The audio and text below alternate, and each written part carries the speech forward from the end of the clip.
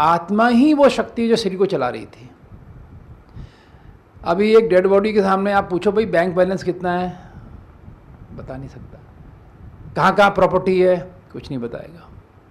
1 minute पहले सब बता रहा था, सब कुछ बोल रहा था, और 1 मिनट बाद, 1 मिनट पहले गाना गा रहा था, अभी कुछ नहीं, है ना। 1 मिनट पहले विचार प्रकट कर रहा था, आपने कहा कि भाई मुझे क्या करना चाहिए, कहता है ऐसा कर लेना। अब डेड बॉडी के आगे पूछो कि मुझे क्या करना चाहिए, कहाँ प्रॉपर्टी खरीदनी चाहिए, जवाब आएगा। तो यानी कि उस आत्मा के साथ 3 शक्तियाँ भी चली गई। वो कौन सी शक्तियाँ चली गई? मन, बुद्धि और संस्कार। तो इनको परमात्मा कहता है ये सूक्ष्म शक्तियाँ हैं। They are also called as subtle sense organs. सूक्ष्म इंद्रियाँ हैं ये। मन द्वारा सोचते हैं, बुद्धि द्वारा निर्णय लेते हैं, और संस्कारों द्वारा अर्थात आदतों द्वारा जीवन को जीते हैं, है ना। जैसे हमारे संस्कार होते हैं वैसे हमारा, आपने देखा, जीवन होता है ना। अच्छे संस्कार अच्छा जीवन, बुरे संस्कार बुरा जीवन। तो किसी को अगर लगता है ना जैसे संस्कार बदलने, अभी अच्छा नहीं लग रहा है, स्मोकिंग करता हूँ बहुत, या बहुत गुस्सा करता हूँ, कुछ नहीं करने की ज़रूरत है। आप मेडिटेशन करो, उस चीज़ पे फोकस करो कि भाई मेरे को अब शांत रहना है, बहुत ज़्यादा मैं गुस्सा कर रहा हूँ। तो आप देखेंगे विद इन जितना अच्छा पुरुषार्थ करेंगे आपका नेचर में चेंज आना शुरू हो जाएगा। ऐसे असंख्य एग्जाम्पल्स हैं इस ब्रह्मा कुमारीज़ में कि जब लोग यहाँ आए तो क्रोध के देवता थे वो लोग, मतलब उनको देख के दुनिया भागती थी। मैं आर्मी ऑफिसर्स की बात कर रहा हूँ। और उसके बाद उनको लोगों ने ओम शांति नाम दे दिया, उनकी पलटनों ने और ब्रिगेड्स ने, क्योंकि वो इतने शांत हो गए कि जिनको लोग देख के डर के भागते थे अब उनसे मिलना चाहते हैं। कैसे परिवर्तन आया? संस्कार को बदल दिया, है ना। और संस्कार का बदलने का आधार क्या बना? विचार। और विचार कहाँ था? मन में। और मन कहाँ था? आत्मा में। तो ये जो फिलॉसफी है ना, यही हमको क्लियर नहीं है, तो हम इस पर वर्क ही नहीं करते हैं। जब हम इस पर वर्क नहीं करते हैं तो ये डेवलप भी नहीं हो रही है। जब ये डेवलप ही नहीं हो रही है तो फिर हम वो जो थे वो वही रहते हैं, थोड़ा बहुत इंस्पायर होते हैं, या कुछ हमारे पिछले कर्म के संस्कार, पिछले जन्म के संस्कार भी बहुत हमारे जीवन में एक अहम रोल अदा करते हैं। मानो पिछला जन्म बड़ा पुण्य का था, बहुत पुण्य करके आए, तो इस जीवन में अगर पुरुषार्थ नहीं भी करेंगे ना, वो पुण्य का फल हमें काफ़ी कुछ श्रेष्ठ जीवन जीने में मदद करता है। अच्छे संस्कार, अच्छे हैबिट्स। इसलिए देखो आप, कई बार आप पलटे में देखिए ना, कोई ऑफिसर, जेसीओ या जवान बहुत वेल नेचर्ड होता है। अब आप कहिए यार ये तो कुछ भी नहीं कर रहा है, पर इसके बोलने का तरीका कितना अच्छा है, कितना रेस्पेक्टफुल बात करता है ना, कितना डेडिकेटेड है ना, कितना अच्छा काम करे, कहीं भी हाथ डालेगा तो मतलब वहाँ पे रिजल्ट मिलेगा ही अच्छा। तो कैसे हो रहा है ये सब कुछ? भाई कोई कर्म पिछले जन्म में करके आया है जिसका रिजल्ट उसको अब मिल रहा है, तो वो दिख रहा है हम सबको। बट अमूमन वो बहुत रेयर होता है, अमूमन सबको प्रयास करना पड़ता है और फिर रिजल्ट आता है। तो मैंने भी इस चीज़ को जब आया 1983 में, मैं 18 साल का था और मैं बीएससी कर रहा था लखनऊ में। उससे पहले तो मैं हनुमान चालीसा पढ़ता था। मेरी एक आदत थी, मैं 5 बार हनुमान चालीसा पढ़ता था, बड़ा प्यार था हनुमान जी से। तो हमें यही सिखाया था कि भाई घर में आरती करो, पूजा करो। पर जैसे ही मुझे ब्रह्मा कुमारी का परिचय मिला, परमात्मा का परिचय मिला, आत्मा का परिचय मिला, 2-3 दिन समझने में लगे, तो बुद्धि के कपाट खोले कि अरे ये तो इससे एक कदम ऊपर है। अगर भक्ति ग्रेजुएशन है तो ज्ञान पोस्ट ग्रेजुएशन है, और फिर उसके बाद आप जितना गहराई में जाओगे तो आप डॉक्टरेट भी हासिल कर सकते हो, है ना। इसलिए हमारे यहाँ पे जब शुरू में कोई आता है तो हम उसको बोलते हैं ब्रह्मा कुमार। फिर जब वो बहुत सीनियर हो जाता है ना अपने फील्ड में, तो हम उसको राजयोगी बोलते हैं। और कई तो हमारे सीनियर सिस्टर्स ब्रदर्स तो इतने गहरे योगी होते हैं कि यूनिवर्सिटीज़ आके उनको यहाँ पे हमारे ऑर्गेनाइजेशन के अंदर आके डॉक्टरेट की डिग्री दे के जाती है कि सर आपका तो 50 साल के एक्सपीरियंस इतने ज़बरदस्त हैं कि लाखों लोगों के अपने जीवन को चेंज कर दिया। बताइए, हम तो सिर्फ प्रैक्टिकल की बात करते हैं, आपने तो करके दिखाया है, कितने लोगों का लाइफ चेंज कर दिया। तो वो कैसे हुआ? क्योंकि राजयोग का है ना सर। तो ये जो राजयोग है, ये मैं जितना आज के दिन में समझा हूँ, ये चाबी है हम सब के जीवन में खुशी को लाने की। चाहे फौजी है, चाहे बिजनेसमैन है, चाहे वो फार्मर है, कोई भी हो, XYZ, क्योंकि की है ना ये। और जितना मैंने इसको समझा कि राजयोगा एक ऐसी टेक्निक है, देखिए आप ब्यूटी पार्लर में गए होंगे, सैलून जिसे हम कहते हैं, लेडीज़ ब्यूटी पार्लर कहती हैं, हम सैलून कहते हैं। तो हमारा क्या लक्ष्य रहता है, भाई फेस मसाज कर दो भाई मेरा, तो करता है वो, तो थोड़ा जा चेहरा खिल जाता है ना। बालों को करता है डाई तो और चमकते हैं, मतलब वो ऐसा कुछ कर देता है कि जब हम बाहर आते हैं तो लोग अट्रैक्ट होते हैं। तो ये तो हो गया फिजिकल अट्रैक्शन। इसका असर 1 घंटा 2 घंटा 1 दिन 2 दिन 1 हफ्ता तक चल सकता है ना। बट राजयोगा की ब्यूटी क्या है कि ये भी एक स्पिरिचुअल ब्यूटी पार्लर है। और इसकी ब्यूटी क्या है कि इसमें आपके विचारों की सुंदरता बढ़ रही है। एक दिन में हम कितने विचार लेते हैं? कहा जाता है अप्रॉक्सीमेटली 30 to 50,000 हमारे विचार चलते हैं। 1 मिनट में 20 से 30 40, अगर आप 40 को क्रॉस कर रहे हैं और अगर आप 50,000 से ज़्यादा विचार कर रहे हैं तो सोचो आप डिप्रेशन के शिकार हैं। And you are heading towards, इसे कहते हैं आत्महत्या। सुसाइड करने वाले बहुत सोचते हैं, इतना सोचते हैं कि उनको कंट्रोल ही नहीं है अपनी सोच पे, तो वो फेल हो जाता है उनका सोचने का यंत्र, फिर वो दे सुसाइड। वो कहते हैं भाई अब मैं जी नहीं पाऊँगा। इसलिए जो बैलेंस में रहता है बंदा, वो उसके बैलेंस थॉट्स रहते हैं। बट सतयुग एक समय था, आप सब जानते हो, जिसको हमारे दुनिया वाले कहते हैं राम राज्य। उसमें आपको बिलीव नहीं करेंगे कि हमारे पर मिनट ओनली 5 थॉट्स होते हैं, बहुत कम थॉट्स होते हैं, क्योंकि इतनी संपन्नता है जीवन में, इतना सुख है। जैसे भी आपके पास सारे सुविधाएं हैं, जैसे अभी इस कमरे में एसी चल रहा है, तो किसी को संकल्प चल रहा है कि यार कितनी गर्मी हो रही है यार, कैसे लेक्चर रखा है इस गर्मी में, नहीं आ रही ना फीलिंग ही नहीं चल रही, थॉट ही नहीं चल रहा है वाला, क्योंकि एसी चल रहा है फर्स्ट क्लास, आपका थॉट ही नहीं हो सर। तो वही चीज़ है कि जैसे राजयोग का आप अभ्यास करते हो तो आपके थॉट्स एयर कंडीशनड हो जाते हैं, फोकस्ड हो जाते हैं, ब्यूटीफुल हो जाते हैं, और सबसे बड़ी चीज़ पावरफुल हो जाते हैं, जिसे हम कहते हैं ना दृढ़ता आ जाती है थॉट्स में। तो ये मुझे ज्ञात हुआ जब मैंने इसको देखा।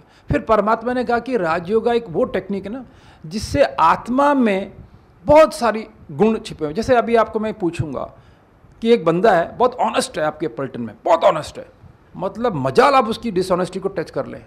ऑनेस्ट मीन्स ऑनेस्ट, 10 बार आपने टच कर लिया कि ऑनेस्ट है। आप बताइए वो ऑनेस्टी कहाँ छिपी है उसके बॉडी में? उसके नाक में छिपी है, उसके हाथ में छिपी है, या उसके मुंह में छिपी है? कहाँ छिपी है? उसकी आत्मा में छिपी है। एक डेड बॉडी से पूछो, हाँ भाई ऑनेस्टी किसे कहते हैं, वो कुछ बोलेगा? तो कहाँ थी वो ऑनेस्टी? उसी आत्मा में थी, उसके विचारों में थी वो ऑनेस्टी। जो चली गई, आत्मा गई तो गई वो ऑनेस्टी।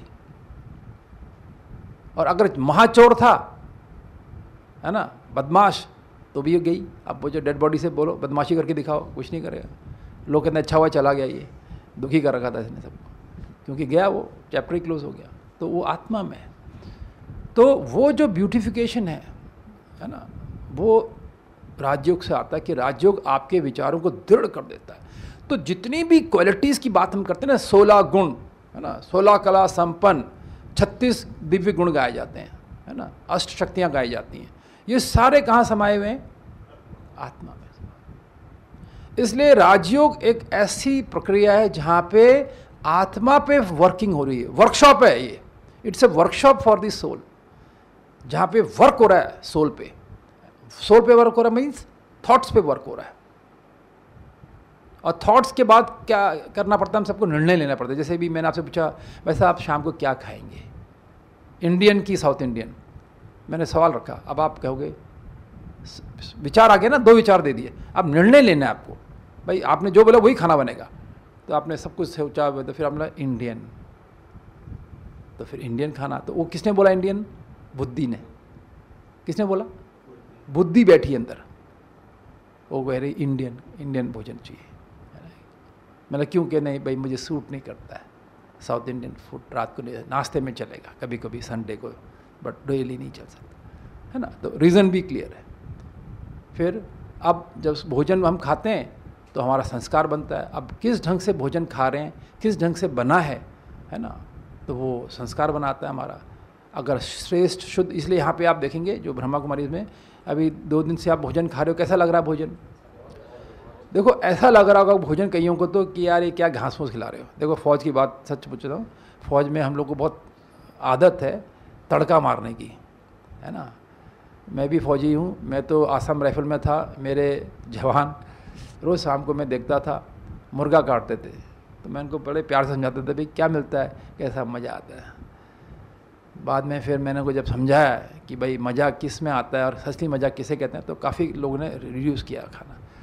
मज़ा नहीं आता है, वो सिर्फ जीभ का टेस्ट है, मन का टेस्ट है थोड़ी देर का, बाकी तो उसके बाद उनका क्रोध, गुस्सा, अहंकार, दिशाहीन होना वही दिखता था लाइफ में। तो समझ में आ रहा है आपके? तो हमारे सारे गुण जो हम देवताओं के लिए कहते हैं, जैसे भी कहते हैं ना यार ये बंदा ना देवता जैसा है यार, बड़ा डिवाइन है ये बंदा, मीन्स उसके अंदर अच्छी बातें आदतें देख रहे हैं, जैसे कि ऑनेस्ट है, सिंसियर है, हार्ड वर्किंग है, डिवोटेड है, डेडिकेटेड है, डिटर्मिन्ड है ना, और मतलब हर काम को करने में सक्षम है, तो हम उसको कितना ना अच्छा मानते हैं ऐसे ना। तो वो चीज़ कहाँ से आएगी? अब आज के दिन पे हम क्या चाहते हैं? सच पूछो, अगर हम सब एक से पूछें कि हम किन लोगों को ढूंढ रहे हैं समाज में, चोरों को कि देवताओं को? अगर हम आपको बता दें कि भाई आप फलाना पेट्रोल पंप से पेट्रोल भर लेना, पर चिंता मत करना, ज़्यादा चूना नहीं लगाएगा, चूना तो लगाएगा, ज़्यादा नहीं लगाएगा, है ना, थोड़ा सा पेट्रोल में पानी डालता है वो, तो आपको 10 बार सोचोगे यार क्या करे, भरूँ नहीं भरूँ, है ना। और मैं कहूँगा नहीं उसके आगे फिर 5 मीटर पे एक दूसरा है, वो बिल्कुल डेड ऑनेस्ट है, वो कोई मिलावट नहीं करता है, तो आपका प्रयास क्या होगा? क्योंकि आपको ऑनेस्टी चाहिए। मैंने आपके सामने 2 ग्लास दूध रखा है, एक में बोला भाई ये शुद्ध दूध है, एक में कहा सर थोड़ा सा पानी है हल्का सा, बट आपके लिए आपको पाचन जरूर करेगा क्योंकि हल्का पानी डाला है, तो आपको नहीं पाचन करे ना करे शुद्ध ही पीना है मुझे। तो कहने का मतलब क्या कि हम सब शुद्धता की तरफ दौड़ रहे हैं, है ना। आज भी हमारे देश को हम लीडरशिप देना चाह रहे हैं, अभी इलेक्शन होने आ रहे हैं, हम क्या सोच रहे हैं किस लीडर को बनाएंगे, देश का लीडरशिप देंगे? भाई जो देश के लिए सोचेगा, है ना, जिसके पास कोई विज़न है, जिसको कोई देश को गाइड करेगा, स्टीयर करेगा। तो ऐसे ही ये राजयोग जो है ना, ये लाइफ को स्टीयर करता है। यहाँ पे जब ये संस्था शुरू हुई थी, आप बिलीव नहीं करेंगे कि जब ये भारत में आई ये संस्था, और जब हमारी बहनें यहाँ से निकले, 50s की बात कर रहा हूँ, 1950s की बात कर रहा हूँ, तो बहनों के पास जेब में इतना पैसा नहीं था कि वो किसी होटल में रह सकती, इतना पैसा था कि सिर्फ 2 टाइम का खाना खा सकती थी। और वो कहाँ रहे? वो बहनें धर्मशालाओं में, मंदिरों में, ठीक है, एक स्टोव, एक कमरे में रही, एक कमरे में, वो एक कमरे में सुबह दिन भर मेडिटेशन, शाम को बिस्तर वाके सो जाना। सुबह जैसे ही लोग आते थे फिर वहीं पे सब सिमेट दिया, फिर क्लास चल रही है। और वही बहनों को हमने देखा राजयोग के बल से और अपने असीम तप के बल से, तप ने उनको कहाँ पहुँचा दिया कि उनके आगे पीछे एक गाड़ी नहीं, 4-4 गाड़ियाँ, एक बहन नहीं, 8-8, 10-10 बहनें। आज जो हमारी चीफ है, उनके अपने स्टाफ में 8-10 बहनें 24 घंटे उनके साथ बैठी रहती हैं। शायद ये दुनिया में किसी दादी माँ को इतना प्यार मिलेगा जितना उनको प्यार मिल रहा है इस वक्त, क्योंकि उन्होंने किसको जीवन दिया? परमात्मा को। उन्होंने राजयोग पे वर्क किया ना, तो राजयोग में वर्क किया तो आत्मा की शक्तियाँ का विकास हुआ, और उसमें इतनी पावर भरी है ना, ये हमें किसी को नहीं पता। हम सब क्या कर रहे हैं पता है आज के दिन पे? जिम देखते कहाँ पे है नज़दीक वाला, फिर बस मसल बनाते रहते हैं, 6 पैक, ये पैक, वो पैक, है ना, बना रहे हैं। अच्छी बात है, वो बुरा नहीं है, पर उसका तो लिमिटेशन है ना। बट एक संत को देखो, बिल्कुल पावरफुल होगा मन से, वैसे सुकड़ा होगा, और किसी भी बड़ी परिस्थिति को वो झेल लेगा, कि उसके पास विचार है, उसको पता है बोलना कब है, नहीं बोलना है। और एक जो होगा ना बॉडी बिल्डर, वो घमंड में ही रहेगा हमेशा कि मेरी ना बाउंसर जिसे कहते हैं हम लोग ना, ये सोचता है भाई मैं मार दूंगा मुक्का। भाई 1-2-4 को तो मार सकता है, पर बाकी को थोड़ी मार पाएगा। अगर 10 तुझे घेर लेंगे तो तू ही घिर जाएगा। बट बुद्धिवान जो होगा वो 1000 को भी निपट लेगा, क्योंकि उसे पता है बुद्धि कैसे चलानी है। तो ये सब का विकास सही डायरेक्शन, देखो दुनिया में भी बुद्धि का विकास हो रहा है, सब कुछ हो रहा है, बट डायरेक्शन अगर सही होता तो आज हम वर्ल्ड वार के मुआयने में खड़े होते। अभी वर्ल्ड कहाँ चल दिख रहा है? आप सबको दिख रहा है कुछ कि वर्ल्ड वार नज़दीक है कि नहीं दिख रहा? किसी को दिख रहा है सतयुग सामने दिख रहा है? सतयुग, गोल्डन एज, कि भाई साहब अभी बस और 2-4 दिन बाद देखिए साहब सब चारों तरफ फूल खिले होंगे और शांति होगी। कि क्या दिख रहा है कि बस तनातनी है चारों तरफ, क्यों है? क्योंकि दुनिया में भी प्रगति हुई है, बहुत सब कुछ हुआ है, बट डायरेक्शन बाहर का था। स्पिरिचुअलिटी में डायरेक्शन अंदर का, तो क्या निकला अंदर से? Positiveness, pure rays, vibrations. तो क्या हो रहा है? एक नई दुनिया। इसलिए ब्रह्मा कुमारी में अगर आप आएंगे ना तो आप पूछ सकते हो हम लोग से कि सर आप लोग ये राजयोग क्यों कर रहे हो, क्या लक्ष्य है ना, क्या सिखाना चाहते हैं आप लोग? तो हम आपको यही बताएंगे कि परमात्मा यहाँ एक नई दुनिया की स्थापना कर रहे हैं, जिसको हमने सबने सुना तो है सतयुग, पर हमें पता नहीं सतयुग क्या होता है। तो Satyug is the highest state of civil society on world stage, highest stage.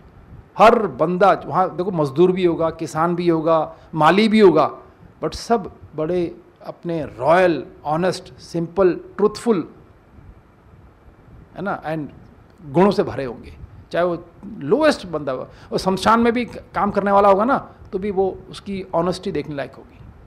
और ऐसा है आज के जैसे नहीं कि है ना, जैसे हमको विश्वास ही नहीं होता, हमको जब लोगों से पूछना पड़ता है कौन सी दुकान में जाएं नहीं जाएं। तो ये रहा मेरा आप सबको एक छोटा सा परिचय कि व्हाट इज़ राजयोगा, है ना, क्योंकि आज की क्लास में हम यही सीखना चाह रहे थे कि भाई राजयोगा क्या है, इसके पावर्स क्या है और कैसे हम इसको स्पिरिचुअल लाइफ में, आर्मी लाइफ में लाएं।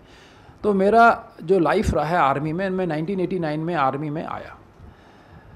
1983 में मैंने ये ज्ञान लिया जब मैं 18 साल का था, और जब मैं 25 साल का हुआ तो मैं शॉर्ट सर्विस ऑफिसर बना और मैं आर्मी में आ गया।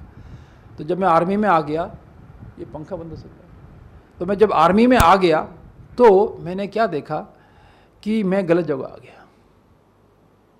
क्योंकि मैं पहले 6 साल 7 साल क्या कर रहा था, ओम शांति, मेडिटेशन, शुद्ध भोजन, है ना, गाली नहीं, है ना, अच्छी बातें, पॉजिटिव थिंकिंग। और जैसे ही मैं एकेडमी में गया तो मेरी शुरुआती गाली से हो रही थी, है ना, फ्रंट रोल, बैक रोल, ये वो। तो मैंने बोला ये कहाँ पहुँच गया यार, है ना, जाना कहाँ था, अपना कहीं गलत तो नहीं पकड़ ली बस। बट उसका स्थिति ऐसी थी मेरे लाइफ में कि मजबूरी थी मेरी जॉब करना, क्योंकि फादर थे नहीं, तो मुझे लगा यार जॉब तो करनी पड़ेगी, और घर का बोझ भी मेरे सर पे था। तो मेरे को हर जगह पे मैंने देखा ना, लोग अच्छे भी बैठे हुए, तो कुछ सीनियर्स भी अच्छे थे, उन्होंने लगा भाई 2-4 दिन की बात है, बाकी you will and adjust to this life also. खैर मैं फिज़िकली फिट था, हमने ट्रेनिंग पूरी की, फिर पलटन में पहुंच गए। पलटन में पहुंचे तो गढ़वाली पलटन, वहाँ की मशहूर, गढ़वाली पलटन का तो मशहूर ड्रिल है, आप पहुँचे तो एक लार्ज रम के साथ और नॉन वेज के साथ स्वागत होता है आपका। आप बताइए, हम तो सोचते ही नहीं उस तरफ, और वहाँ तो वही सोचा जाता है कि भाई स्वागत ही ऐसे होगा, नहीं तो गढ़वाली नहीं है अफसर, गढ़वाली इसको है ना, बैप्टिज़म नहीं होगा इसका। तो उनसे भी लड़ना पड़ा प्यार से, खैर वो भी जीत हुई। फिर भी मुझे लगा 5 साल बाद, जब मैं शॉर्ट सर्विस अफसर था, 5 ईयर्स के लिए आया था, कि भाई ये मेरा फील्ड नहीं है, इसको तो छोड़ना पड़ेगा, है ना। जो कि मैं फ़ौज से बड़ा इम्प्रेस था, क्योंकि मैं जिस इलाके से आता हूँ, रानीखेत है ना, मेरा होम टाउन है, वो उत्तराखंड में है, और वो कुमाऊँ रेजिमेंटल सेंटर का केंद्र है वो, है ना, KRC बोलते हैं उसको। और मैं कौन वहाँ देखता रहता था ऑफिसर्स को, तो मैं बड़ा इम्प्रेस होता था कि भाई ऑफिसर तो ऑफिसर ही है। बट मैं फिर ज्ञान में आ गया, तो फिर मुझे तो इतना पता ही नहीं था कि भाई फौज के अंदर की, क्योंकि जो चीज़ हम 26 जनवरी की परेड में देखते हैं ना राजपथ पे, वो वहीं तक अच्छी है उस परेड तक उसके बाद उसकी जो लाइफ अंदर है ना, वो अलग ही है, दुनिया ही अलग है। तो मैंने बोला ठीक है जी। तो मैंने तय किया कि मैं शॉर्ट सर्विस ऑफिसर हूँ, 5 साल बाद छोड़ना है मुझे, है ना। अब मेरे पीछे मेरी 3 बहनों की जवाबदारी थी, तो एक बहन तो हमने की शादी हो गई, मेरा 2 रह गई है। तो क्या करना चाहिए, तो विचार आया कि इस एक्सटेंशन ले लेते हैं। आया मेरे पास फॉर्म एक, है ना, कि क्या करना चाहते हैं, PRC चाहिए, एक्सटेंशन चाहिए कि छोड़ना चाहते हो। तो मेरे ACR अच्छे थे, क्योंकि हम तो सिंसियर आदमी, honest, dedicated, devoted, T toddler, कोई ऐब नहीं, है ना। CO लोग तो ढूंढते हैं ऐसे लोगों को, भाई कौन है ऐसा, है ना, अफसरों में। हम तो सारे गुण थे हमारे अंदर, और फिज़िकली फिट। तो मेरे को अच्छे रिपोर्ट मिल रहे थे, तो CO साहब के भी मन में था कि उसको PRC मिलना चाहिए। पर मेरे से मैंने जब भरा तो मैंने एक्सटेंशन भर दिया कि भाई जब मुझे रहना नहीं है। तो CO ने बुला लिया, भाई आपने एक्सटेंशन भरा है, वही परमानेंट कमीशन भरना चाहिए था। तो मैंने बताया sir I am very thankful to the Indian army, बहुत अच्छी आर्मी है and I am very happy कि मैं एक आर्मी ऑफिसर हूँ। बहुत इज्जत है, बहुत सम्मान है, बट मैं सूट नहीं कर पा रहा अपने को, मेंटली मेरा शूटिंग नहीं चल रहा है।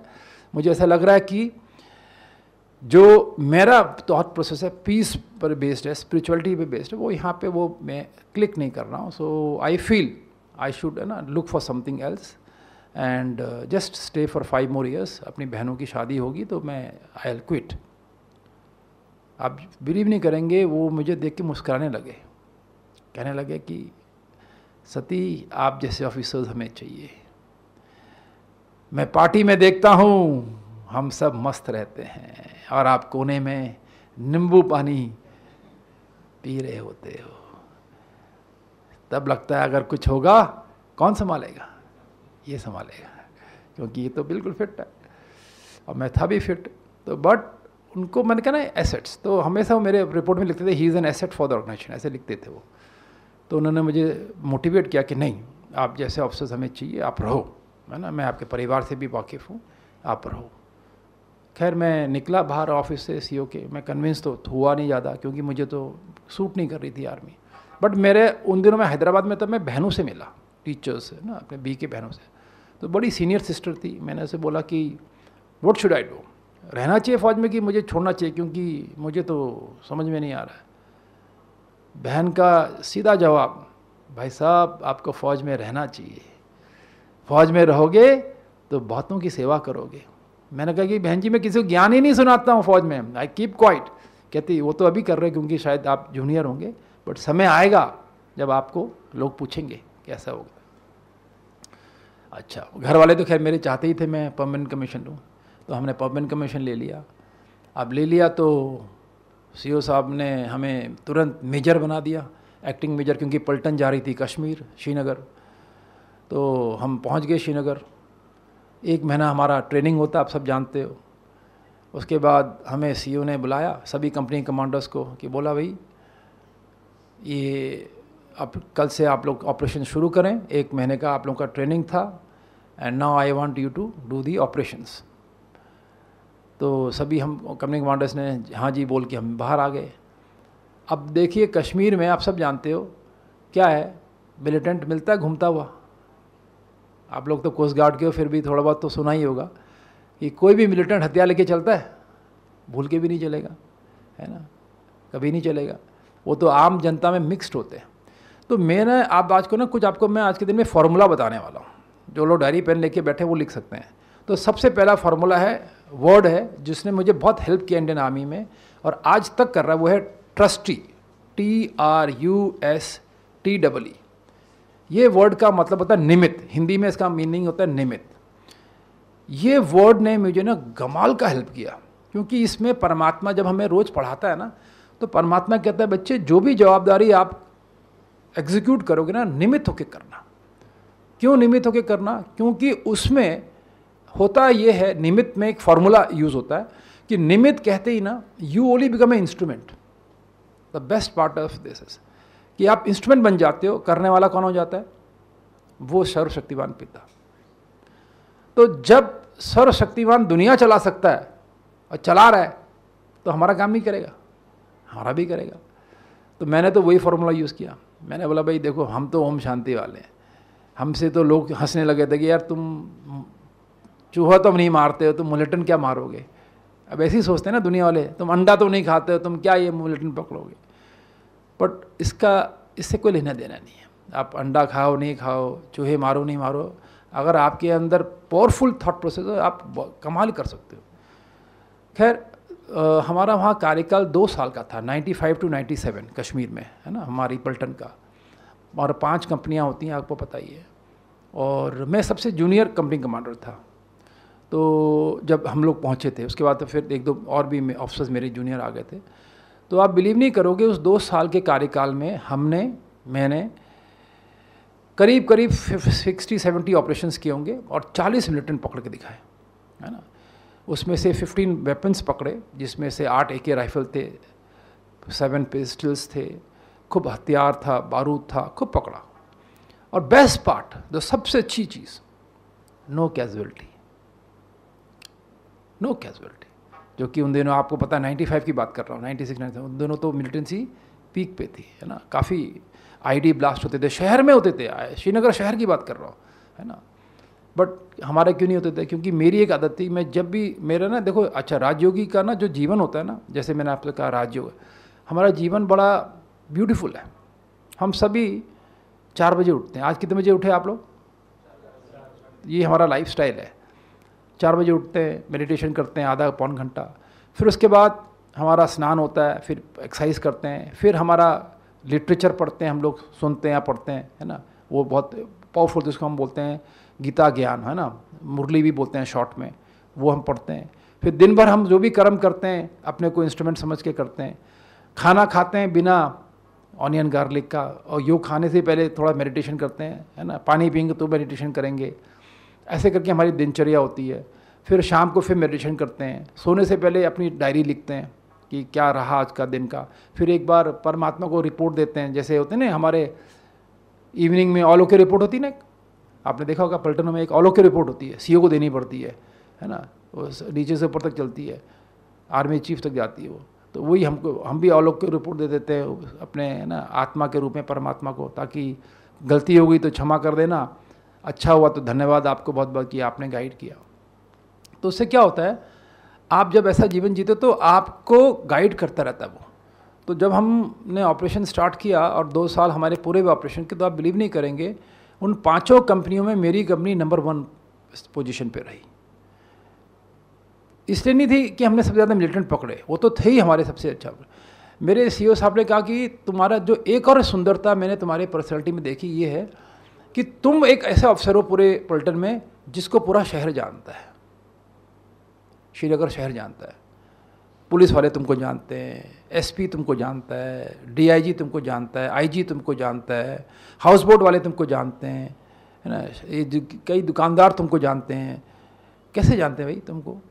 तुम क्या कर रहे हो? तो मैं एक चीज़ बताना चाहता हूँ, जब आप राजयोगी होते हो ना, तो क्या होता है, आपका जो अहंकार होता है ना, अहम भाव, वो बहुत लो लेवल पे चला जाता है। क्योंकि सदा आपका चिंतन क्या चल रहा है, मैं आत्मा हूँ, शरीर हूँ नहीं, कौन हूँ? आत्मा। आत्मा कैसी है? डॉट, बिंदु। कहाँ बैठी है? भ्रिकुटी में। तो जब आपका कॉन्शियस ही वो चल रहा है बार बार, फिर आप क्या देख रहे हो, ये सब आत्माएं हैं। चाहे वो कश्मीरी मुसलमान है, वो भी आत्मा है, पार्ट उसका वहाँ है एज ए मुस्लिम इन कश्मीर पर है, तो वो भी आत्मा। तो ऐसे करके जब आपका थॉट प्रोसेस चलता है तो आपका वो अहंकार लेवल बहुत लो होता है, तो आप इंटरमिक्स होते हो बड़े प्यार से। मतलब जो जेलिंग होता है ना, जेलिंग, संस्कार मिलाना, वो ईजी होता है। इसलिए मैं कश्मीर में जब भी कहीं जाऊँ तो मैं लोगों से प्यार से मिलता था, रहता तो प्रिकॉशन में पूरा लेता था, बट मिलता बड़े प्यार से था, जिससे भी मिलूँगा। तो धीरे धीरे, अच्छा लोगों को प्यार ही तो चाहिए, कश्मीर तो वैसे ही प्यार का भूखा है, उनको तो ऐसे अफसर मिल जाए तो बड़े खुश होते थे।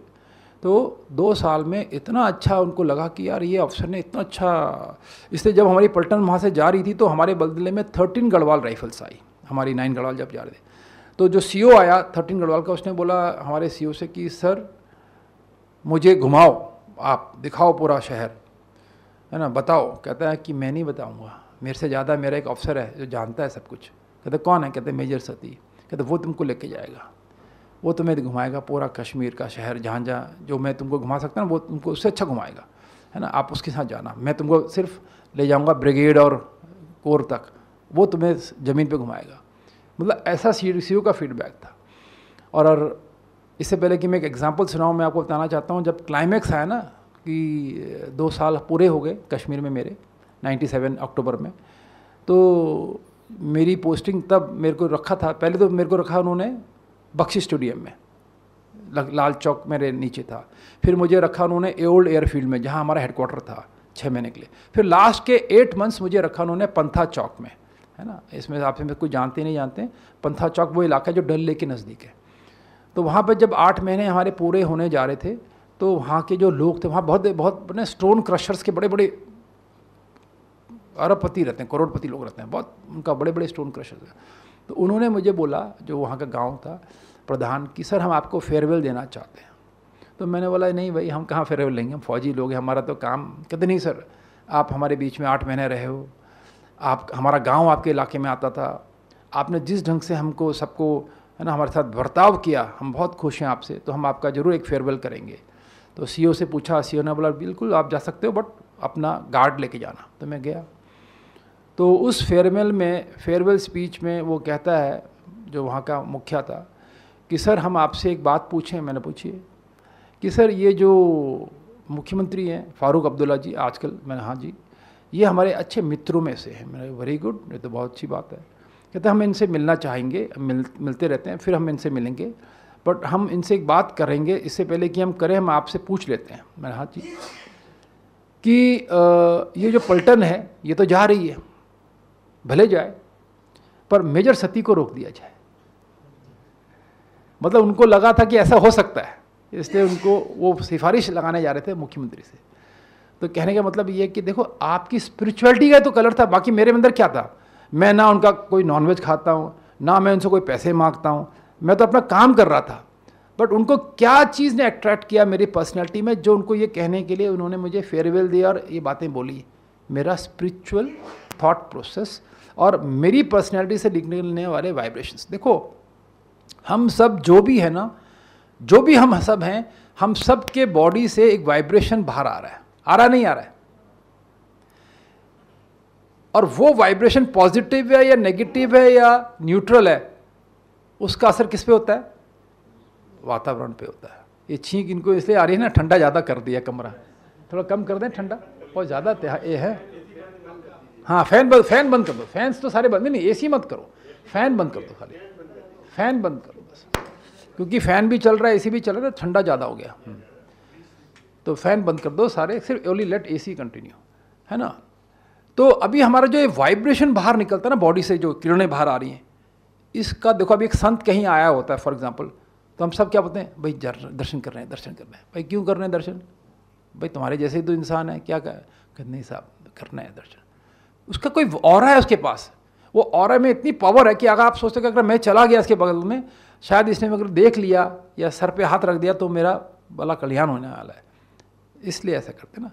तो इसी प्रकार से जब हम कहीं पे भी रहते हैं ना राजयोगी आत्माएं, तो चूंकि हमारा सुबह कैसे बीत रहा है मेडिटेशन में, दिन भर कैसे काम कर रहे हैं कर्मयोगी बन के, तो खाना भी खा रहे हैं शुद्ध सात्विक भोजन, तो आपका ऑरा जो बाहर निकलेगा कौन सा निकलेगा, कौन सा निकलेगा, पॉजिटिव। तो वो पॉजिटिव ऑरा जो निकल रहा है और फैल रहा है चारों तरफ, पीसफुल पॉजिटिव, तो वो क्या करेगा, लोगों को अट्रैक्ट करता है ना। और वो ना, जैसे आपने देखा ना कि एक वीआईपी जब चलता है ना रोड पे, आपने देखा होगा कई लोगों ने कि जब एक वीआईपी रोड पे चलता है तो उसके पीछे एक जैमर चलता है, देखा आपने, एक पीछे जैमर चल रहा होता है। वो जैमर का क्या रोल होता है कि अगर किसी ने आईडी लगाई है ना, आईडी, तो वो आईडी नहीं चलेगी, जैम हो जाएगी वो। ऐसे ही एक योगी का भी है कि जब योगी चलेगा ना सड़क पे या कहीं पे भी चलेगा, तो उसकी जो थॉट प्रोसेस है ना वो न्यूट्रलाइज कर देगी। अगर कोई नेगेटिव भी वहाँ पे है ना कोई भी, तो उसको न्यूट्रलाइज कर देगी वो उस समय के लिए, जब तक वो वहाँ से गुजर नहीं जाता है। इतना उसके पावर, अगर वो यूज़ कर रहा है अपने पावर्स को सही डायरेक्शन में, ये भी देखने वाली बात है कि कैसे यूज़ करेंगे, बिकॉज ये यूज़ भी तो कर रहा है ना। मेरे पास बैंक में पैसे पड़े हैं, मैं यूज़ ही नहीं कर रहा हूँ, तो उसका कोई रिजल्ट नहीं मिलेगा, तो पैसे बैंक में रहेंगे। तो यूज़ करना है उस शक्ति को। तो ये फ़र्क पड़ता है कि जब मैं वहाँ रहा तो ये रिज़ल्ट है। अभी मैं आपको एक एग्जांपल सुनाता हूँ, है ना, कि एक बार हमको एक मिलिटेंट का इन्फॉर्मेशन मिला। मैं ना जो 40 ऑपरेशंस हुए 50-60, उसमें से एक ऑपरेशन की बात कर रहा हूँ कि एक ऑपरेशन के लिए मुझे खबर आती है कि एक मिलिटेंट है, उसके घर में वो बैठा हुआ है और उसको पकड़ना है क्योंकि उसके पास पिस्टल है।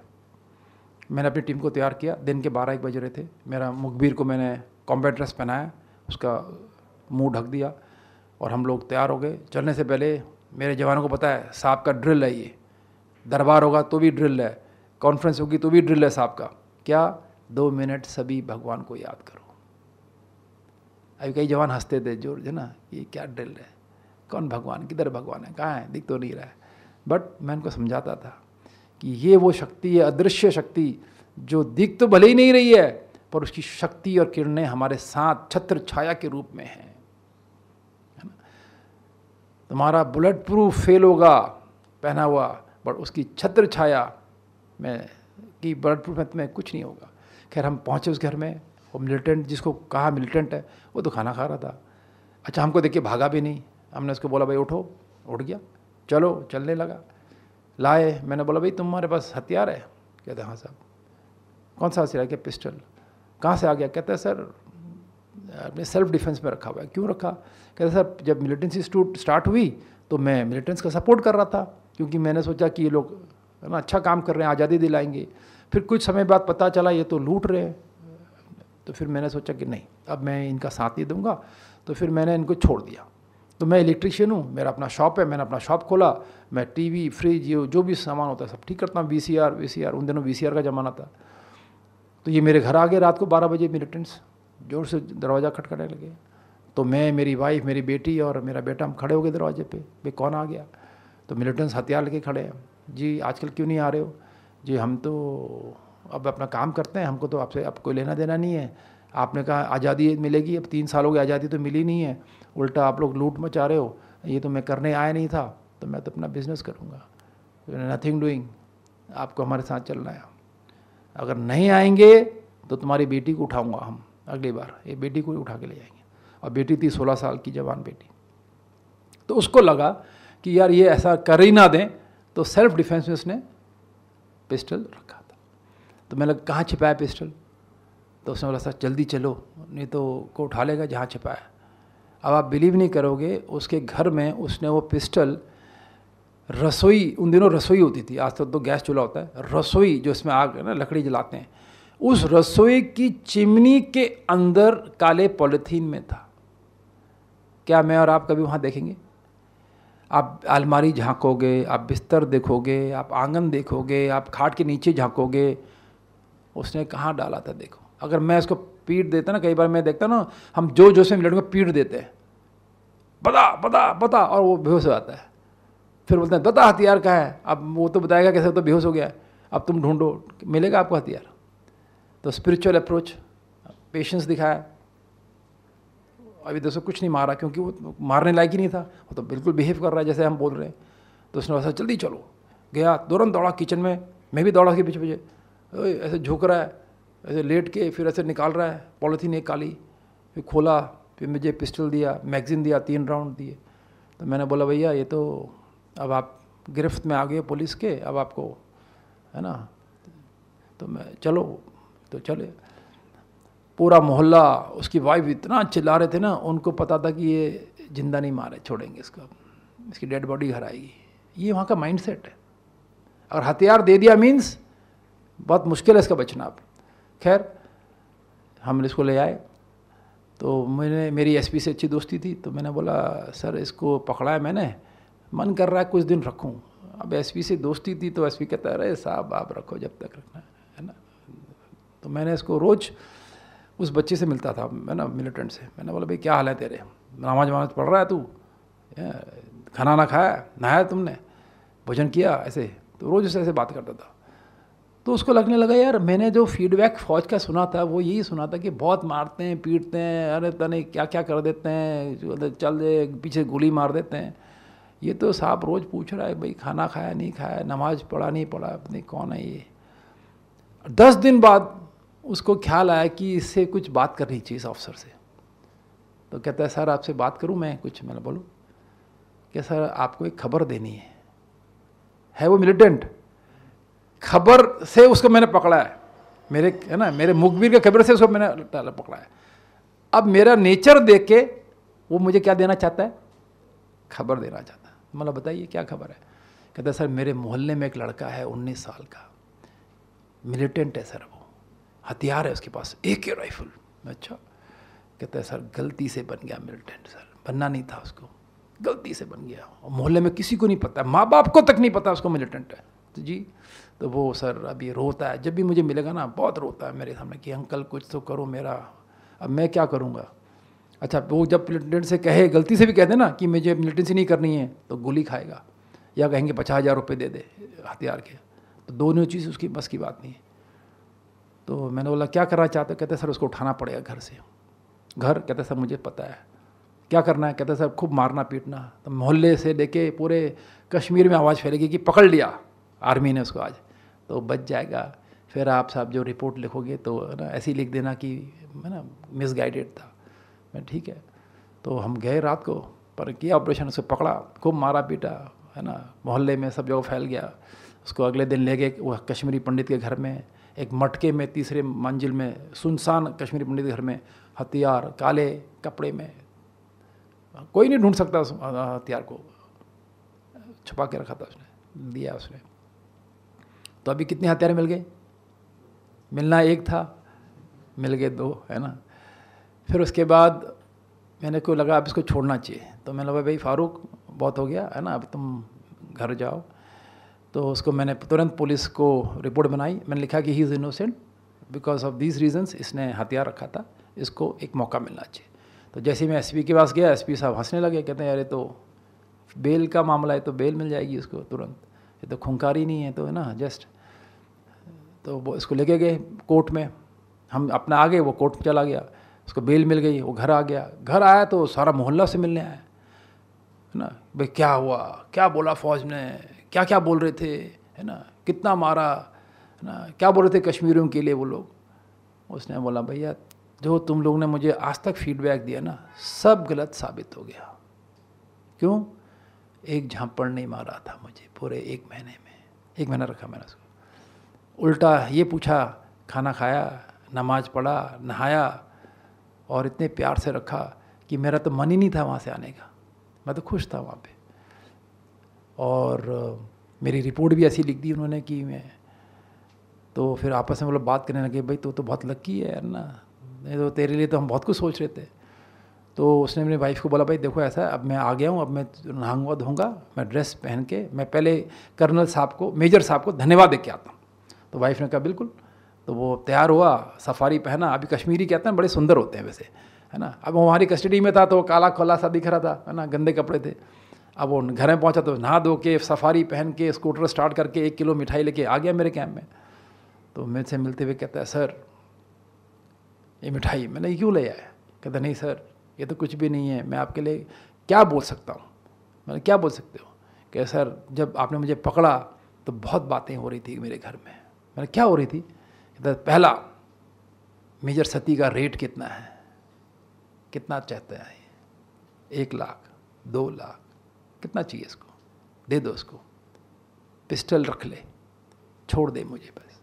बहुत कोशिश की इधर से उधर से, पर आप अप्रोचेबल नहीं थे, तो वो चैप्टर क्लोज हो गया। दूसरा, कितना ठोकेगा ये, कितना पीटेगा इसको, क्योंकि बहुत हैं जो घरों में पड़े हुए हैं अभी भी, खाटों में, अभी भी घाव पूरे नहीं हुए हैं, क्या हालत हो जाएगी इसकी, तो वो भी एक दर्द था। तीसरा, चल बेटा फारूक घूमने चलते हैं, ले गया जंगल में, अच्छा चलो फिर सैर कर लेते हैं ना, जाओ, आपको छोड़ दिया, पीछे से एक गोली ठाक। पेपर में अगले दिन जबरदस्त एनकाउंटर हुआ, दोनों तरफ से गोलियां चली और एक खूंखार मिलिटेंट, और हमको तो साहब हम तो मर जाते और आपको तो खैर अवार्ड मिलता, और मैं तो, मेरा तो ख़त्म ही हो जाता परिवार। पर वो भी सर आपने नहीं किया, क्योंकि हमारे कई मिलिटेंट्स, कई बिना हथियार दिए भी मर चुके हैं, उनका तो पता ही नहीं है कहाँ गए। तो सर मैं आपको ये कहना चाहता हूँ कि मैं और मेरा परिवार जब तक नमाज अदा करेगा आप हमारी दुआओं में रहोगे। कहाँ रहोगे? इसलिए मैं यहाँ बैठा हूँ आपके सामने। पूरी इंडियन आर्मी के 33 इयर्स में एक खरोच नहीं लगी, क्योंकि मेरा घुसते वक्त भी स्पिरिचुअल था और निकला भी स्पिरिचुअली। तो और हमेशा ये समझा कि मैं इंस्ट्रूमेंट हूँ, कराने वाला तो वो है ना। तो वो जब कराना उसी को है तो फिर मुझे क्यों बोझ उठाना है। अब समय को देखते हुए एक और लास्ट एग्जांपल मैं आपको बताना चाहता हूँ, कारगिल का। 2001 कारगिल में मुझे रखा गया, बटालिक की बात है। कमान सीओ ने कहा कि भैया 10,000 से लेके 17,000 की सारी पोस्टें तेरी हैं। मैं सर राइट सर। अब जब हम जा रहे थे तो मैं आगरा में था, I was a instructor in army airborne training school. तो हमारे यहाँ ना, यहाँ पे एक दूसरा पॉइंट मैं आपको बताना चाहता हूँ जो आज आप लिख सकते हो, कि हमारी जो थॉट प्रोसेस है ना, उसमें 2 प्रकार की एनर्जी बहुत पावरफुल ढंग से समाई हुई है। इसलिए आपने देखा ना, गाड़ियों के पीछे लिखा होता है, बुरी नज़र वाले तेरा सत्यानाश। आजकल तो क्या क्या लिख देते हैं, पहले तो लिखा था तेरा मुंह काला, अभी तो क्या क्या लिखते हैं।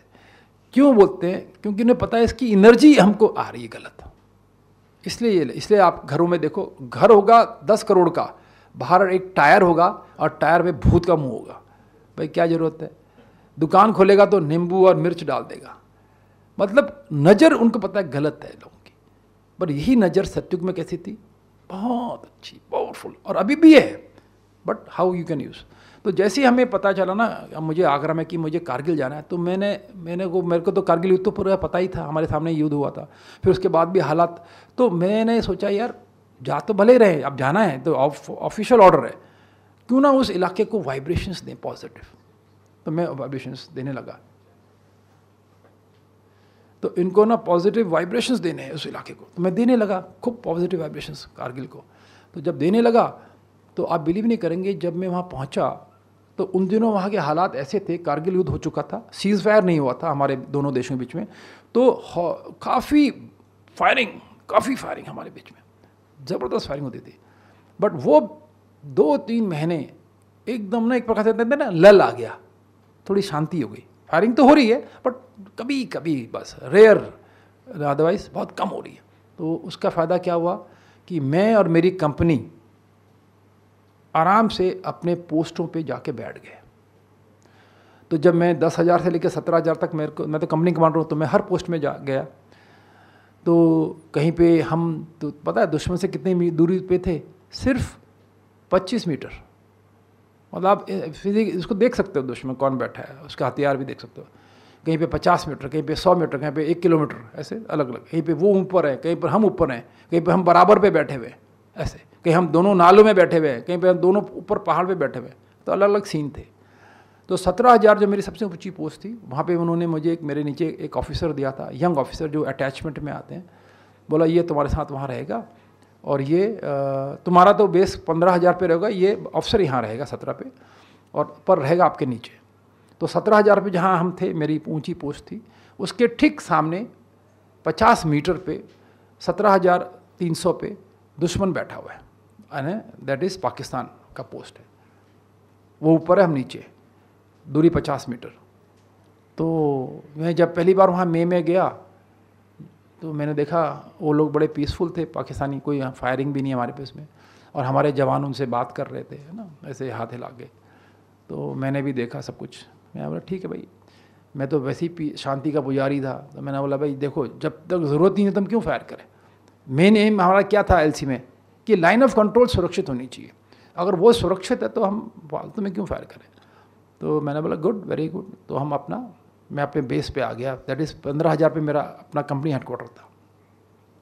अक्टूबर के महीने में एक डेवलपमेंट हुआ। डेवलपमेंट ये हो गया कि ये जो दुश्मन 17,300 पे बैठा हुआ था दुश्मन, इसने अपने जो बंकर ऑलरेडी इसके बने हुए थे, इसके हथियार थे लगे हुए, हमारी तरफ उसका मुख था, एक नया बंकर बनाने लगा। अब हमें लगा यार इतना तो बंकर इसके ऑलरेडी है, ये क्या न्यू बंकर बना रहा है। तो हमने इसको पोलाइटली बोला कि भाई इसको बंद कर दो, आपका तो ऑलरेडी इतना है। तो वो बनाने लगा, नहीं रुका। तो बहुत रिक्वेस्ट किया तो नहीं माना। फिर हमने रेड फ्लैग दिखाया। अब रेड फ्लैग इज़ डेंजर, भाई ये रोक दो, नहीं रोका। फिर कंपनी जो ऑफिसर था उसने हमसे पूछा, और हमने बोला भाई सीईओ से भी पूछ लो। तो सीईओ से पूछा सर ये काम नहीं रोक रहा है, नया बंकर बना रहा है, तो क्यों ना हम इस पर फायर कर दें हवा में, डराने के लिए इसको। तो हमारे जो सीईओ साहब थे वो बहुत अच्छे इंसान थे, अच्छे इन द सेंस कि दिल के बड़े साफ, बाद में ब्रिगेडियर बने वो।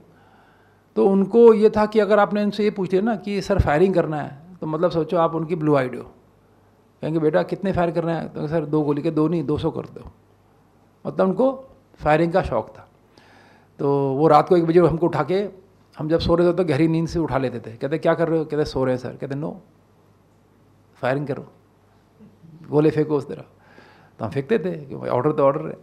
तो उन्होंने बोला कि ठीक है बिल्कुल करो फायर, उसको डराओ सारे को, कैसे कब बना रहा है वो बंकर। तो इस ऑफिसर ने एक बर्स्ट 2 राउंड का LMG से मारा दुश्मन की तरफ हवा में।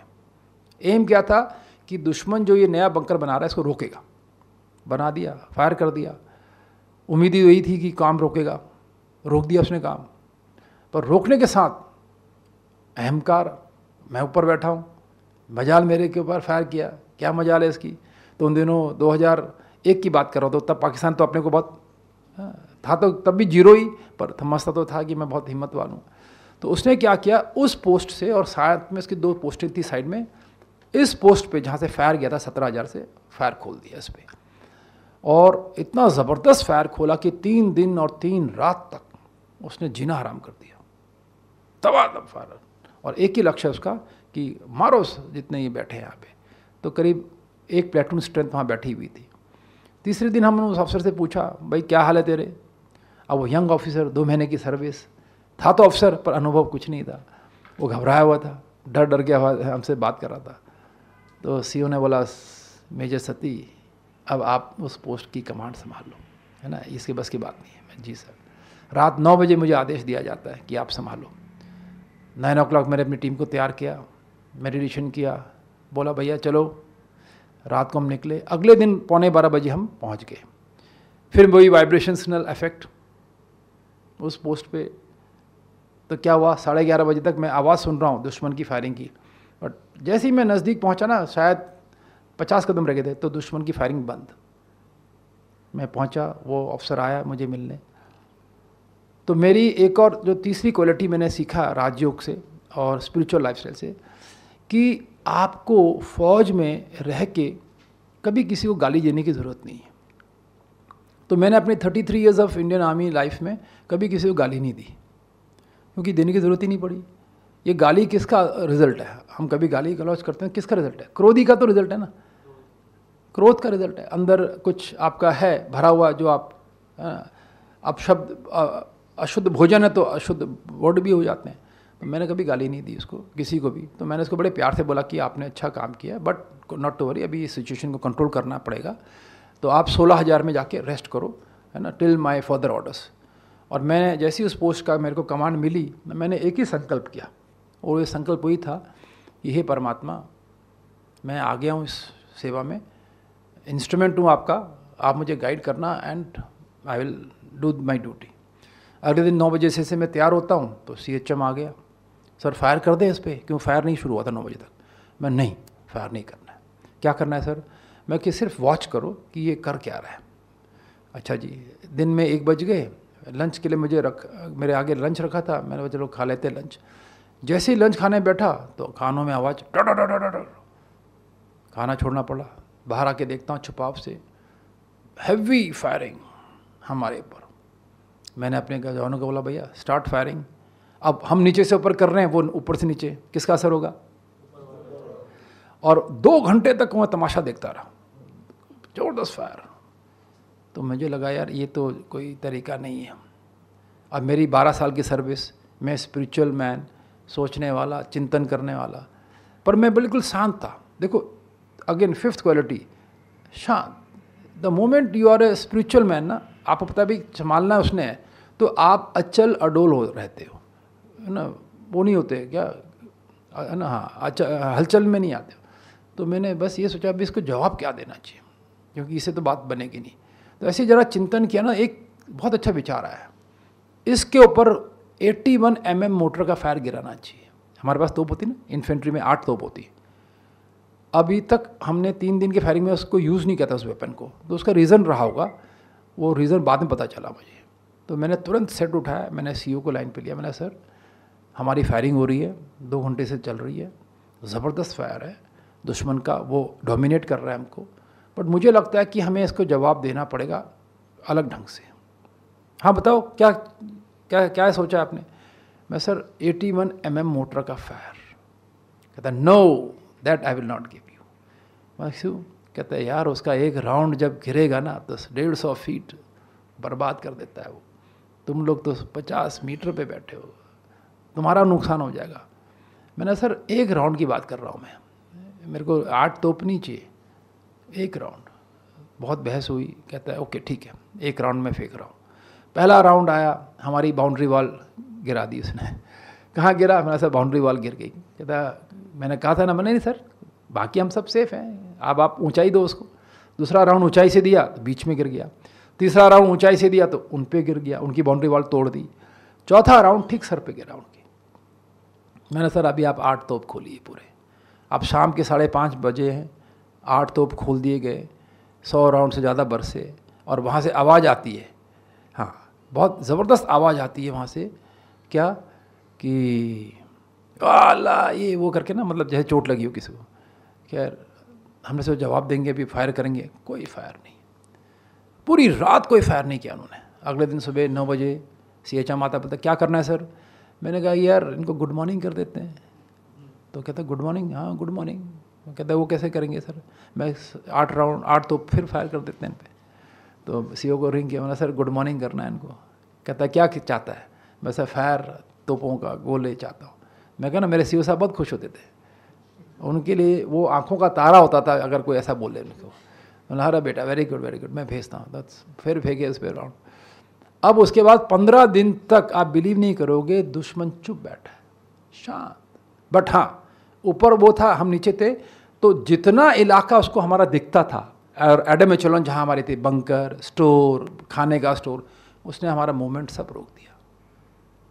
हमारा जो पानी आता था, सब आता था, जो ओपन ट्रैक से आता था, उसने सब बंद कर दिया। तो हमें क्या करना पड़ा? हमें सारी मूवमेंट रात में करनी पड़ी, अंधेरे में करनी पड़ी, बिना लालटेन के करनी पड़ी। टॉर्च भी नहीं जा सकते थे, टॉर्च जला उसका बुलेट आया, बाकी बिल्कुल फायर नहीं करेगा, दिखा तो फायर। ऐसे ही चला 20 दिन। तो ठीक है जी।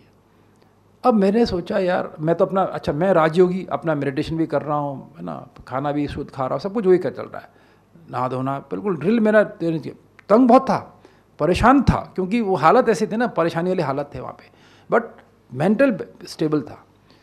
तो मेरे को 15 दिन बाद ये ख्याल आता है कि यार ये जो दुश्मन है ना, ये मेरा भी दुश्मन शांत हो गया, ऑलमोस्ट न्यूट्रलाइज हो गया। दुश्मन यहाँ पे एक और बैठा हुआ है, वो मुझे बताया गया था जब मैं ऊपर आ रहा था। वो है यहाँ पे ठंड और बर्फ़, और अक्टूबर का महीना था ये, कि यहाँ पे 8 फीट बर्फ़ गिरेगी जहाँ मैं बैठा हूँ 17,000 पे, और -20 डिग्री टेम्परेचर जाएगा।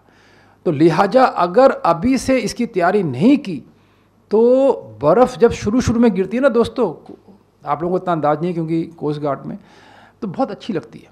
इसलिए लोग फ्रेश स्नोफॉल का मज़ा लेने जाते हैं गुलमर्ग सब जगह, क्योंकि ताज़ी अच्छी लगती है। पर जैसे ही वो सख्त हो जाती है ना, तो फिर उसमें स्कीइंग होती है। और स्कीइंग का मतलब आप समझते हो, वो कला है वो, और स्कीइंग करनी नहीं आती तो क्या होगा? सीधे गए। तो हमारे कई सारे जवान इसलिए नहीं मरते थे कि वो गोली लगी है इनको, वो इसलिए मरते थे कि फिजिकली मर जाते थे, फिसल गए, लुढ़क गए, है ना। क्यों भाई? बर्फ़ थी, पाँव ठीक से नहीं रखा, फिसल गए, पता चला 100 फीट ही नीचे चले गए। फिर कौन रुकेगा? फिर तो सीधे पत्थर ही नीचे सारे, टकराएगा वो, ऐसा होता था। तो मैंने बोला यार इसे कैसे करेंगे, ये तो हिलने नहीं दे रहा। तो फिर मेरे को देखो, अब मेरा चूंकि मैं स्पिरिचुअल अप्रोच था मेरा लाइफ में, तो मुझे एकदम कन्विंसिंगली ये ख्याल आ गया कि अब यहाँ शांति होनी चाहिए, ख़त्म, बहुत हो गया अब पीसफुल। तो मैंने CEO को 20 दिन बाद बोला, मैं सर आज आपसे बात करनी है। बोलो बताओ। मैंने सोचा बोलेगा फायर करो, तो मैंने बोला नहीं सर, मुझे आपसे ये कहना है कि अब मैं यहाँ शांति चाहता हूँ। अब आप समझ सकते हो, जो CEO को फायरिंग पसंद है वो शांति कैसे सुनेगा। तो उसने मेरे से बड़ी बहस की। तो मैंने उसको बताया सर आपने मुझे LC सुरक्षित करने के लिए भेजा है, और जवान सुरक्षित रहने चाहिए। अगर ये 2 काम मैं कर सकता हूँ तो फिर आपको मेरे पे विश्वास करना होगा। और सबसे बड़ी चीज़ मैं जो आपसे कहना चाह रहा हूँ वो है कि बर्फ़ जो गिरेगी वो बड़ा दुश्मन है हमारा। कहता है आई एग्री विद दैट। तो फिर कहता है ओके करो। अब करो बोल दिया। तो मैंने फिर बुलाया जवान को, मतलब भाई बात होती थी पहले। कहता हाँ सर, साथी करके हम बोलते थे, मतलब चिल्लाओ कि हमारे टाइगर तुम्हारे टाइगर से बात करेंगे कल शाम 4 बजे। तो बड़ी देर बाद उन्होंने आवाज़ का ना, हमारी आवाज़ का जवाब दिया, ओके हम तैयार हैं। तो अगले दिन 4 बजे हमारी बाउंड्री वाल पे हमारे जवान खड़े हैं, एम कर रहे हैं दुश्मन पे, उनके पे वो कर रहे हैं। तो मैं अपने कमरे से निकला तो बस मैंने 2 मिनट का, एक आदत है मेरी कि जब भी निकलना है तो 2 मिनट मेडिटेशन करके निकलना है। ये मैं आप सबको बताना चाहता हूँ कि जब भी आप अपने घर से ऑफिस जाते हो तो हमेशा please few seconds of meditation किया करो, और आने के बाद ज़रूर थैंक्स दिया करो। तो मैंने भी वो ड्रिल फॉलो की। तो जैसे एक ना मेडिटेशन करते एक अंदर से विचार आया बहुत स्ट्रॉन्ग, सब ठीक होगा, ऐसे ना एक फीलिंग आई स्ट्रॉन्ग। खैर मैं गया, दीवार पे खड़ा हो गया, मैंने ऐसे हाथ हिला, कोई मेरे हाथ में हथियार नहीं, कुछ नहीं, ऐसे मैं ऐसे। तो वहाँ से इतना छोटा हाथ हिल रहा था। तो मैं कहा tiger this is major Ravi from India, बहुत दिनों से हमारे बीच में फायरिंग हो रही है और कुछ ऐसा मसला बना, और बट अब मैं आपको आश्वासन देना चाहता हूँ कि भारत की तरफ से आप पे कोई फायर नहीं आएगा, सिंगल राउंड भी फायर नहीं होगा, और आप आराम से अपनी मूवमेंट करें, हरकत करें, काम करें। दुश्मन बैठा है सामने, कुछ भी बोल सकता था, बट मैंने कहा ना, positive vibes, they are miracles है वो। जो 15 दिन भले ही जीवन नरक में था, पर विचार नरक के नहीं थे, विचार पॉजिटिव थे। उसका जवाब आता है, हम भी शांति प्रिय सैनिक हैं, यहाँ से स्टार्ट किया उसने। और हम आपको आश्वासन देना चाहते हैं कि आपकी सारी हरकत बंद हो रखी है, अब आप बिल्कुल निश्चिंत होकर हरकत करें, और पाकिस्तान से आप पे कोई फायर नहीं आएगा, सिंगल राउंड फायर नहीं होगा। मैंने कहा, दोस्त मैं आगरा का रहने वाला हूँ, तुम परिवार के साथ आगरा घूमने आना। मैं उसको कह रहा हूँ टाइगर को, कहता है सर मैं पेशावर का हूँ, आप पेशावर आना। 1 घंटे हमारी बातचीत होती है, रात को शेरो शायरी हो रही है, किसकी? जवानों की। अगले दिन 9 बजे जैसे मैं तैयार होता हूँ तो CHM आया, सर वो सेंट्री चला रहा है। मैं क्या बोल रहा है? हरकत करो साथी, हरकत करो। मैं चलो, कहते नहीं सर, ये दुश्मन हमारा जो है ना बहुत ही धोखेबाज है सर, इसने ही कारगिल को युद्ध कराया था, मुंह में राम और बगल में छोरी, तो सर हम तो नहीं जाएंगे सर। तो मैं चलो, मैं चलता हूँ। तो मैंने फिर मेडिटेशन किया, मैं अब उस स्थान पे खड़ा हो गया जहाँ सर से लेके पाँव तक I was a target for the enemy, अकेला खड़ा। तो दुश्मन मुझे देख रहा है, सेंट्री, तो मैंने ऐसे सेंट्री की तरफ ऐसे हाथ हिलाया मुस्कुराते हुए, तो सेंट्री ने भी ऐसे हाथ हिलाया मेरे की तरफ। फिर मैं चलने लगा उस इलाके में, फिर CHM की तरफ देखा, मतलब कुछ हुआ मुझे? कहते नहीं साहब ने, चलो बाहर आ जाओ, सब बाहर आए। मैं चलो अभी काम करते हैं। उसके बाद दोस्तों मैं उस पोस्ट में 1.5 साल रहा, एक गोली नहीं फायर होने दिया, इवन ए सिंगल बुलेट, और without any physical and battle casualty पूरी पलटन को सुरक्षित मेरठ लेके आ गया, पूरी कंपनी को। वो तो अच्छी बात है। हमारे बल्दे में दूसरी पलटन आ गई, 12 गढ़वाल। 2004 में हम 2003 फरवरी में उतरे, 2004 अप्रैल की बात है। एक फंक्शन में मुझे इस पलटन के 12 गढ़वाल के वो मिल गए, एक CO साहब। मुझे देखते कहते हैं, अरे मेजर सती क्या हाल है तुम्हारे? तो मैंने sir I am very fine. कहते हैं यार तेरे को ना पाकिस्तान वाले याद कर रहे थे।